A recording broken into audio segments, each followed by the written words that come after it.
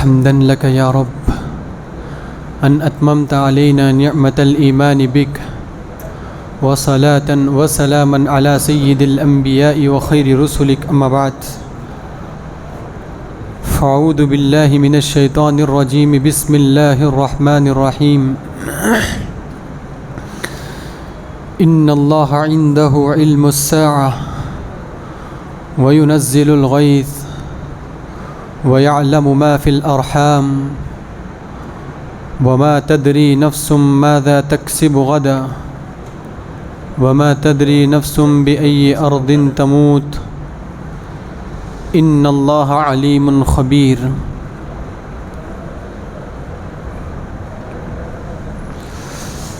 محترم حضرات، اس سے پہلے کہ درس کا آغاز ہو، اعتکاف کے خیموں میں جو لوگ موجود ہیں وہ باہر آ جائیں۔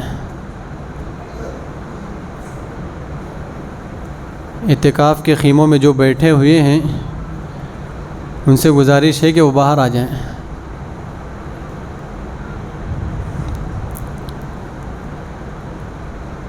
محترم حضرات، درس کی مناسبت سے 21ویں پارے کی ایک آیت آپ کے روبرو پڑھی گئی۔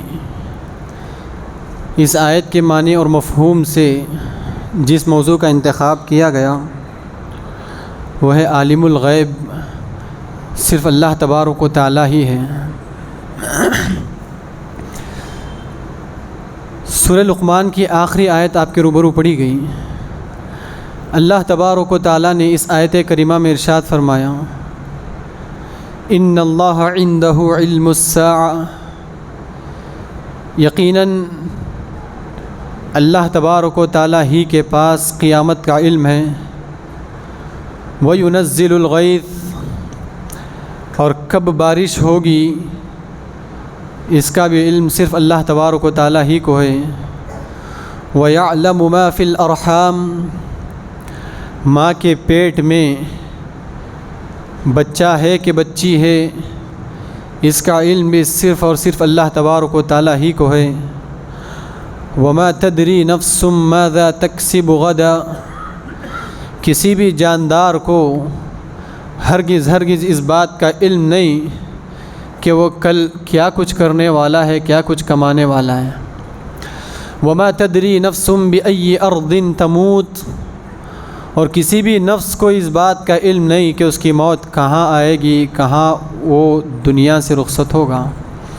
ان اللہ علیم خبیر، بے شک اللہ تبارک و تعالیٰ جاننے والا اور تمام چیزوں کی خبر رکھنے والا ہے۔ حضرات، یہ 5 چیزیں دیکھیے، غیب کہتے ہیں ہر وہ چیز جو انسان کی نظروں سے اوجھل ہو، جو چیز میری نظروں سے پرے ہے، میری نظروں سے دور ہے، وہ میرے لیے غیب ہے۔ جس چیز کا علم مجھے نہیں بتایا گیا وہ میرے لیے غیب ہے۔ جو چیز میرے پاس موجود نہ ہو، میرے آگے موجود نہ ہو، وہ میرے حق میں غیب ہے۔ کسی بھی انسان کے لیے جب عالم غیب، عالم شہود بن جائے گا تو انسان کوئی بھی زندہ نہیں کہلائے گا۔ فرشتے ہیں، موجود ہیں، لیکن کہاں ہیں، کیسے ہیں، اور فرشتے دنیا میں آتے ہیں، جاتے ہیں، دنیا میں اللہ تبارک و تعالیٰ کے کاموں کو انجام دیتے ہیں، لیکن انسان دیکھ نہیں پاتا۔ یہ انسان کے لیے غیب ہے۔ جس دن فرشتے نظر آ جائیں اس دن انسان کوئی بھی اس دنیا میں باقی نہیں رہے گا۔ ہر انسان کو فرشتے نظر آنے کے فوری بعد روح قبض کر لی جاتی ہے۔ جنت ہے، ہمارا ایمان ہے کہ جنت برحق ہے۔ اللہ تبارک و تعالیٰ نے اس کو تیار کیا ہے نیکوکاروں کے لیے۔ وہ جنت کیسی ہے، کیا ہے، یہ ہمارے لیے غیب ہے، بغیر دیکھے ہم ان چیزوں پر ایمان لاتے ہیں۔ جہنم ہے، اللہ تبارک و تعالیٰ نے اس کی تخلیق کی ہے بد لوگوں کے لیے، برے لوگوں کے لیے، شریروں کے لیے۔ ہمارا اس ذات پر ایمان ہے، اس چیز پر ایمان ہے، گرچہ کہ ہم نے دیکھا نہیں ہے۔ قیامت قائم ہونے والی ہے، اللہ تبارک و تعالیٰ کی عدالت قائم ہوگی، جہاں اللہ تبارک و تعالیٰ پل پل کا حساب دے گا، لمحے لمحے کا حساب دے گا۔ ہمارا ایمان ہے، حالانکہ وہ چیز ہمارے حق میں غیب ہے، پھر بھی ہم ایمان رکھتے ہیں۔ دیکھیے غیب سے جڑی جتنی بھی چیزیں ہیں اس کا علم صرف اور صرف اللہ تبارک و تعالیٰ کو ہے۔ مشرکین مکہ پیارے نبی صلی اللہ علیہ وسلم سے بارہا سوال کرتے ہیں، وَيَقُولُونَ مَتَى هَذَا الْوَعْدُ إِن كُنتُمْ صَادِقِينَ۔ صرف مشرکین مکہ ہی نہیں، پیارے نبی سے قبل جتنے پیغمبر گزرے ہیں ہر پیغمبر نے اپنی قوم کو قیامت سے ڈرایا، ہر پیغمبر نے اپنی قوم کو قیامت کی دھمکی دی کہ دیکھو قیامت آنے والی ہے جس دن اللہ تبارک و تعالیٰ کے پاس تمہیں حساب کے لیے کھڑے ہونا ہے، حساب کے لیے جمع ہونا ہے۔ تو جتنے بھی لوگ پیغمبروں کا انکار کرنے والے تھے، تمام کے تمام کافر، تمام کے تمام مشرکوں نے مذاق اڑاتے ہوئے پیغمبروں سے اور مسلمان اور مومنوں سے سوال کیا، متی ھذا الوعد ان کنتم صادقین۔ جس چیز کی بار بار دھمکی دیتے ہو، جس چیز سے بار بار ڈراتے ہو کہ قیامت آئے گی، فیصلہ ہوگا، ہم جیتیں گے، تم ہارو گے، جو چیز بار بار تم ڈراتے ہو کب ہوگی وہ چیز؟ کب آئے گی وہ چیز؟ بارہا مشرکین نے یہ سوال کیا پیارے نبی صلی اللہ علیہ وسلم سے اور پیارے نبی سے قبل تمام انبیاء اکرام سے۔ تو اللہ تبارک و تعالیٰ نے ایک ہی جواب دیا، کہا دیکھو اس کا علم اللہ کے پاس ہے، اللہ تبارک و تعالیٰ کے علاوہ کوئی اور اس کو نہیں جانتا ہے، اللہ کے علاوہ کسی اور کو اس کی خبر نہیں ہے۔ بغیر دیکھے ہم اس پر ایمان لاتے ہیں، قیامت آئے گی ضرور، اللہ کی عدالت قائم ہوگی ضرور، وہاں لمحے لمحے کا فیصلہ دینا ہوگا ضرور، لیکن ہم نے دیکھا نہیں، جانا نہیں، پھر بھی ہمارا اس پر ایمان ہے۔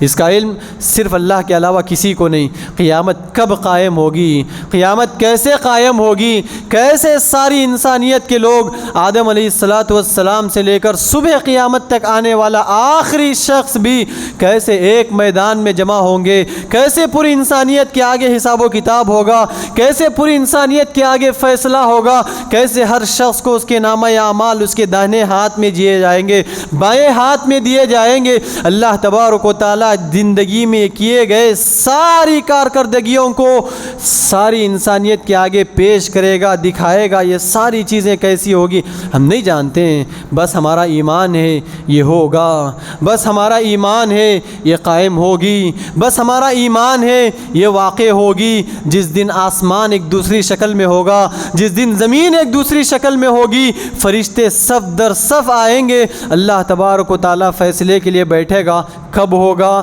یہ صرف اور صرف اللہ تبارک و تعالیٰ ہی کو ہے، اس کا علم صرف اللہ تبارک و تعالیٰ ہی کو ہے۔ دوسری چیز کہا وَيُنَزِّلُ الْغَيْثَ، بارش کا اترنا، بارش کا نازل ہونا۔ ٹیکنالوجی کا دور ہے، آئے دن خبریں آتی ہیں کہ موسم جیسے جیسے تبدیل ہوتا ہے، موسم کے لوگ یا موسم بتانے والے ماہرین اندازے کے مطابق کہہ بیٹھتے ہیں کہ فلاں وقت میں بارش ہوگی، فلاں دنوں میں بارش ہوگی، فلاں اوقات میں فلاں جگہ میں بارش ہوگی۔ لوگ اندازے کے مطابق کہہ دیتے ہیں۔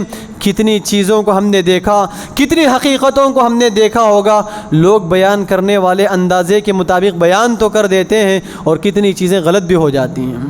لوگ محض اپنے اندازے کے مطابق بیان کرتے ہیں، لیکن حقیقت اور یقینی خبر کہ کب کہاں بارش ہوگی اور کب کہاں کیسے موسم تبدیل ہوگا، یہ سوائے اللہ تبارک و تعالیٰ کے کسی کو علم نہیں۔ لوگ صرف اندازے لگا سکتے ہیں، لوگ صرف اندازوں کے مطابق خبر دے سکتے ہیں، بتا سکتے ہیں۔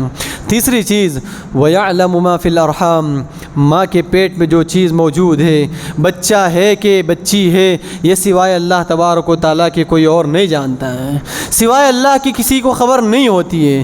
دیکھیے یہ بھی ٹیکنالوجی کے دور کے حساب سے آج اسکیننگ وغیرہ کے ذریعے، ٹیکنالوجی کے ذریعے بتا دیا جاتا ہے کہ پیٹ میں بچہ ہے کہ بچی ہے۔ لیکن یہاں بھی ایک چیز غور طلب ہے کہ جب تک ماں کے پیٹ کو 4 مہینے گزر نہیں جاتے اس وقت تک کسی بھی ٹیکنالوجی کے اندر یہ سکت نہیں، یہ طاقت نہیں اس بات کی خبر دے کہ ماں کے پیٹ میں بیٹا ہے کہ بیٹی ہے، بچہ ہے کہ بچی ہے۔ 4 مہینے جب گزر جاتے ہیں، پوری طرح شکل بن جاتی ہے، بچہ پوری طرح تیار ہو جاتا ہے، تب ٹیکنالوجی یہ خبر دیتی ہے کہ موجود پیٹ میں موجود بچہ ہے کہ بچی ہے۔ اللہ تبارک و تعالیٰ کی ذات اس قدر عالم غیب ہے کہ نطفہ جب مادر رحم میں ٹھہرتا ہے، ماں کے پیٹ میں ٹھہرتا ہے، اسی وقت سے اللہ کو علم ہے یا اس سے قبل سے اللہ کو علم ہے جو نطفہ یہاں ٹھہرنے والا ہے، آگے چل کر یہ بچہ ہوگا کہ بچی ہوگی۔ جو نطفہ یہاں ٹھہرنے والا ہے وہ آگے چل کر لڑکا ہوگا کہ لڑکی ہوگی، اس کا علم سوائے اللہ تبارک و تعالیٰ کی کسی اور کو نہیں۔ ٹیکنالوجی گرچہ کہ ترقی کر لے لیکن اس کے لیے ایک مہلت ہے، اس کے لیے ایک وقفہ ہے۔ ہاں ایک مہلت اور وقفے کے بعد بھی اگر بتائیں تو کتنی خبریں جھوٹی ثابت ہوتی ہیں، بعد میں چل کر بدل جاتی ہیں۔ اس کا حقیقی علم سوائے اللہ تبارک و تعالیٰ کی کسی اور کو نہیں۔ چوتھی چیز وما تدری نفس ماذا تکسب غدا، کسی بھی شخص کو اس بات کا علم نہیں کہ کل وہ کیا کچھ کرے گا، کل وہ کیا کچھ انجام دے گا۔ انسان زندگی کی بڑی پلاننگیں کرتا ہے، بڑی تدبیریں کرتا ہے، بڑے منصوبے کرتا ہے کہ کل مجھے یہ کرنا ہے وہ کرنا ہے۔ بڑی پلاننگ کے بعد، بڑی تدبیروں کے بعد کیا پتہ کہ رات سوئے تو صبح آنکھ کھلے کہ نہ کھلے۔ کسی بھی شخص کو اس بات کا علم نہیں کہ ہرگز وہ کل کیا کرنے والا ہے۔ دیکھیے اللہ تبارک و تعالیٰ نے ایک مثال کے ذریعے قرآن مجید نے بارہا یہ چیز سمجھائی، بارہا اللہ تبارک و تعالیٰ نے قرآن مجید میں یہ چیز سمجھائی۔ دیکھو دنیا کی مثال اس پانی کی سی ہے جس کے ذریعے سے پانی کھیتوں میں آیا، جو زمین بنجر تھی وہاں پودے اگے، پودے پھل اگانے لگے۔ کسان دیکھ کر یہ سمجھنے لگا کہ اب تو کھیتی پوری طرح لہلہا اٹھی، فصل پوری طرح ہاتھ میں آ گئی، کل صبح اس فصل کو کاٹا جائے گا، بازار میں بیچا جائے گا اور بیچ کر بے شمار پیسے کمائیں گے، بے شمار دولت کمائیں گے۔ کسان اسی آرزو میں رہا، اسی تمنا میں رہا۔ اللہ نے کہا اتاہا امرنا لیلا او نہارا، اللہ کا فیصلہ اس انداز سے آیا، کہیں رات تھی کہیں دن تھا۔ جو کسان رات کو آرزویں اور امیدیں کر کے سویا، صبح اس فصل کو کاٹ کے مالدار بنوں گا، صبح اس فصل کو کاٹ کے مارکیٹ میں تقسیم ہوگی، مارکیٹ میں بیچا جائے گا، مال کمایا جائے گا۔ اللہ کا فیصلہ راتوں رات آتا ہے۔ صبح اٹھ کر جو کھیتی رات میں لہلہا اٹھی تھی دیکھ کر یوں نظر آنے لگی کأن لم تغن بالامس، پہلے یہاں کچھ موجود تھا ہی نہیں، پہلے اس یہاں کسی چیز کا وجود تھا ہی نہیں۔ یہ اللہ کی مرضی ہے، یہ اللہ تبارک و تعالیٰ کا علم ہے۔ کون اگلے لمحے کیا کچھ کرنے والا ہے سوائے اللہ کی کوئی اور نہیں جانتا ہے، سوائے اللہ کی کسی اور کو علم نہیں۔ کل کی بات تو دور، اگلے لمحے اگلے سیکنڈ انسان کیا کر جائے کسی کو اس بات کا ہرگز علم نہیں ہوتا ہے۔ دیکھیے ایک آخری چیز اللہ تبارک و تعالیٰ نے فرمایا وما تدری نفس بأی ارض تموت، موت زندگی کی بہت بڑی حقیقت ہے، موت انسان کے زندگی کی بہت بڑی حقیقت ہے جس کو ہر انسان چکنے والا ہے، جس کو ہر انسان پانے والا ہے۔ موت انسان کا پیچھا کرتے ہوئے آتی ہے۔ اللہ کا حکم کب ہوگا، کب اس کو اپنے گرفت میں لے گی، کب اس کو اپنے لپیٹ میں لے گی، یہ سوائے اللہ تبارک و تعالیٰ کے کسی کو علم نہیں۔ انسان کسی کام کے غرض سے، کسی کام کے ارادے سے کسی جگہ پر پہنچا، لیکن وہاں پہنچنے سے پہلے اس کی موت ہو گئی۔ یہ اللہ کا اصول ہے، یہ اللہ کا قانون ہے۔ صرف اللہ جانتا ہے کون کہاں کب کیسے مرے گا، اور اللہ تبارک و تعالیٰ موت کے وقت لازماً اس کو وہاں لے آئے گا۔ دیکھیے جو لوگ منافق تھے، پیارے نبی صلی اللہ علیہ وسلم کے دور میں مسلمانوں کو، مومنوں کو جنگ سے روکا کرتے۔ منافقین کو اس بات کا ڈر تھا کہ اگر میدان جنگ میں جائیں گے، لڑیں گے تو جان کھو بیٹھیں گے، جان سے ہاتھ دھو بیٹھیں گے، جان جائے گی۔ منافقین کو یہ ڈر تھا اور اہل ایمان کو بھی یہی ڈر دلاتے کہ دیکھو جاؤ نہیں، وہاں جاؤ گے تو جان چلی جائے گی، وہاں جاؤ گے تو کافر تمہیں مار دیں گے۔ اہل ایمان کو پوری طرح کوشش کرتے کہ جنگ سے روک لیں۔